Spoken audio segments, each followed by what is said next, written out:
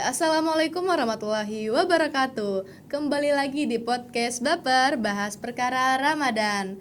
Ya, seperti biasa, saya Riana Azmi sebagai host di podcast kali ini. Yang biasa dipanggil Riana tentunya akan menemani sore Ramadan kalian. Semoga puasa kalian lancar dan tubuh kalian disehatkan. Ya, seperti biasa, kalian mungkin mendengarkan ini sambil ngabuburit atau bahkan sambil menyiapkan takjil untuk berbuka puasa bersama teman atau keluarga ya. Jadi di episode kali ini kita akan membahas bagaimana menjaga lisan di bulan Ramadan. Karena kadang itu tuh terdengar sederhana ya teman-teman, tapi susah untuk dipraktikkan, apalagi saat posisi kita sedang menahan lapar dan lelah, yang mana bisa mengakibatkan emosi kita tidak stabil saat sedang menjalankan ibadah puasa. Sehingga jika kita tak pandai dalam menahan diri terhadap sesuatu yang buruk, seperti berkata kasar, maka pahala puasa kita bisa saja berkurang atau bahkan hilang sama sekali. Yang mana ini membuat manfaat dari ibadah berpuasa kita sendiri sedikit menurun. Ya, tentunya kita akan membahas ini bersama bintang tamu spesial kita. Langsung saja tanpa berlama-lama, kita panggilkan Bapak Muhammad Khalidi. Silakan duduk, Bapak. Ya, Assalamualaikum, Bapak. Ya, gimana kabarnya, Bapak? Alhamdulillah sehat. Alhamdulillah. Ya, sebelumnya saya mengucapkan terima kasih kepada Bapak karena sudah menyempatkan diri untuk berhadir di podcast kita Baper Bahas Perkara Ramadan. Tentunya beliau sudah tahu tentang apa yang akan kita bahas di episode kali ini, yaitu menjaga lisan di bulan Ramadan. Oke.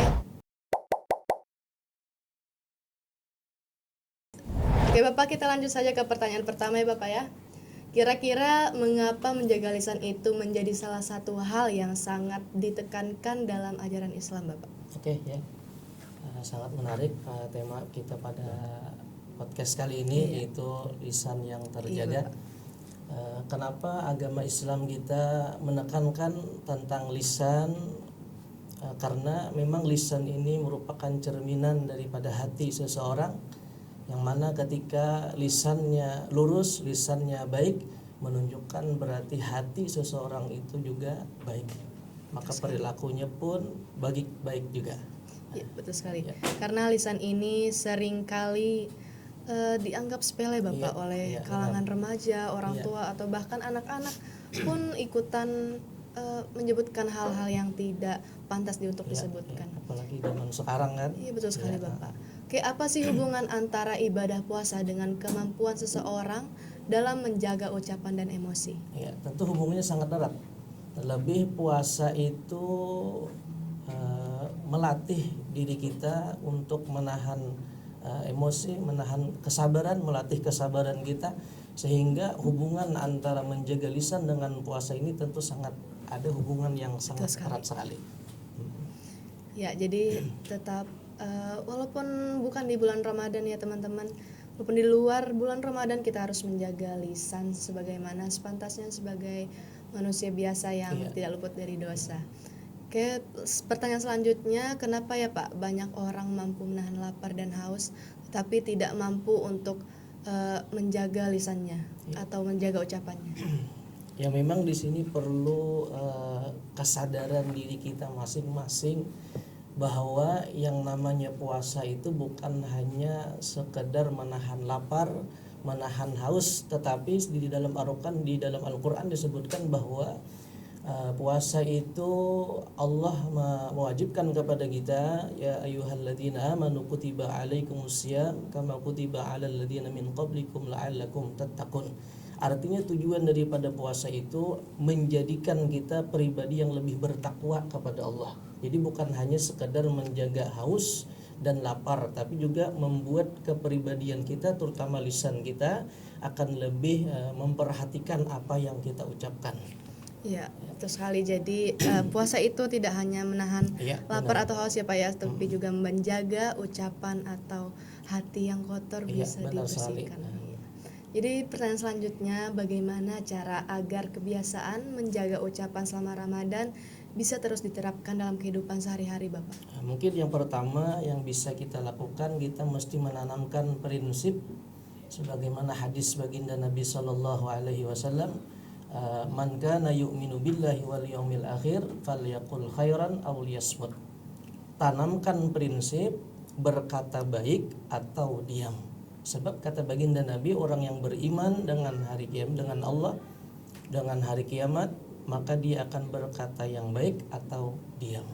Jadi tanamkan prinsip yang pertama, lebih baik aku diam daripada berkata-kata tapi mendatangkan kemudaratan. Kemudian yang kedua, mungkin yang perlu kita sadari, kita pahami adalah lisan, jempol kita ini bisa menjadi pengganti daripada lisan kita.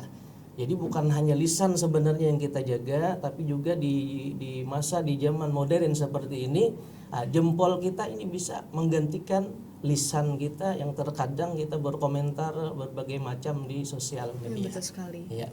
Jadi tidak hanya dari mulut saja ya Bapak ya. Benar sekali. Tapi juga dari jari yang sekecil ini juga benar. bisa membuat diri kita berdosa atau bahkan mendapatkan dosa yang tidak kita ketahui seberapa besarnya.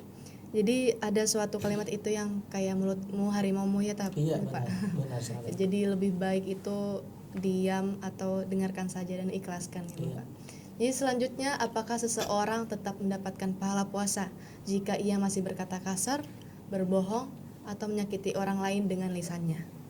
Tentu yang namanya pahala puasa itu akan diberikan kepada orang yang melakukan puasa dengan sempurna, yang bukan hanya menahan lapar dan haus, tapi juga menjaga akhlaknya, terutama lisannya. Artinya orang yang tidak bisa menjaga lisan, daripada berkata kotor, berkata kasar, tidak akan mendapatkan pahala puasa. Sebagaimana dalam sebuah riwayat hadis baginda Nabi sallallahu alaihi wasallam menyebutkan, khamsu khisalin yuktirna shaim, ada 5 perkara yang menghilangkan pahala puasa seseorang.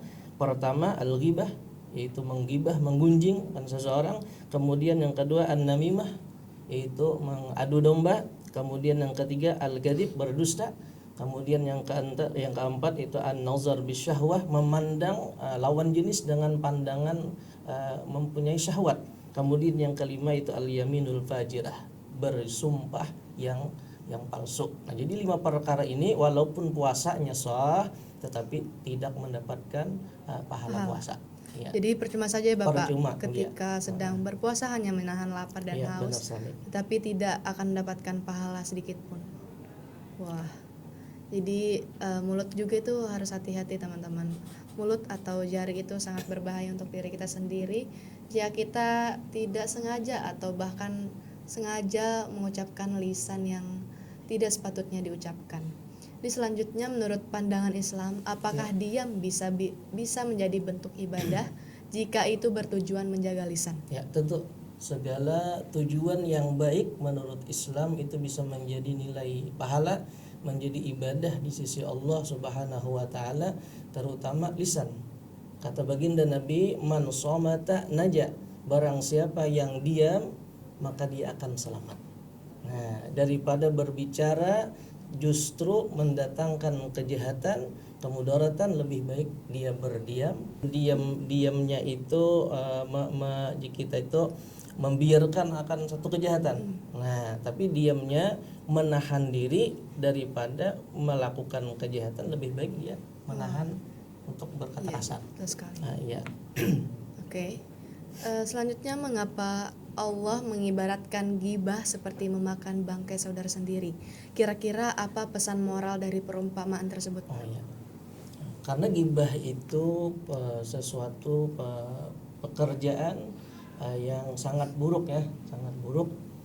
Kita seseorang itu membuka akan aib temannya, aib saudaranya, tentu sesuatu yang buruk itu tidak baik. Makanya di dalam Al-Quran Allah mengibaratkan gibah itu seperti memakan bangkai. Sebab perkataan yang kotor yang keluar dari mulut seseorang itu seperti najis, jadi kotor. Maka pesan moralnya bagi kita, karena itu adalah perkara yang tidak baik, hendaknya kita lebih menjaga, lebih memperhatikan, karena itu tidak baik. Iya. Jadi gibah itu juga jika kita sedang menggibah seseorang dalam keadaan berpuasa juga tidak akan Iya, mendapatkan pahala ya Pak ya. benar. Jadi percuma saja teman-teman. Ya, jadi manfaatnya selama menjaga lisan di bulan Ramadan atau di bulan biasa itu apa Pak manfaatnya kira-kira? Manfaatnya bagi diri kita, Iya, bagi diri kita. bagi diri kita ketika kita bisa menjaga lisan, menjaga daripada tidak menyakiti orang lain, tentu banyak sekali manfaatnya. Orang akan senang dengan kita akan banyak teman, dan juga Allah Subhanahu wa taala sangat mencintai akan hambanya yang ketika dia mau berucap berkata-kata dengan satu perkataan dia pikirkan terlebih dahulu. Betul sekali. Nah, Ya karena di kalangan remaja ini banyak sekali Pak yang ya, gimana ya, kalau bahasa gaulnya itu asbun Pak, tapi asal bunyi gitu. iya. Jadi dia mengeluarkan mengeluarkan terlebih dahulu daripada dipikirkan terlebih dahulu. Benar. Ya. Jadi selanjutnya Pak, dalam kehidupan sehari-hari, ucapan apa saja yang sering dianggap sepele tapi sebenarnya termasuk gibah atau menyakiti orang lain? Mungkin ucapan seperti kalau kita berteman itu mengolok-olok teman. Kalau bahasa Banjarnya bungul ikam nih. Nah, itu kata-kata yang memang itu meremehkan teman, menyakiti teman, maka itu termasuk menggibah. Nah, itu kan sering kita dengar itu.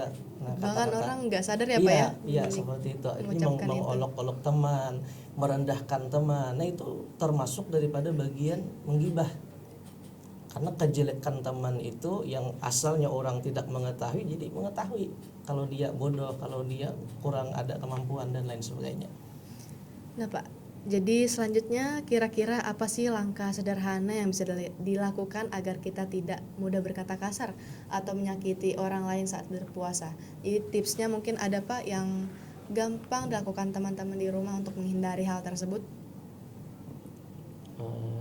Tipsnya itu ya memang selalu kita berpegang kepada ajaran syariat Islam, syariat dari yang dibawa oleh baginda Nabi Muhammad SAW.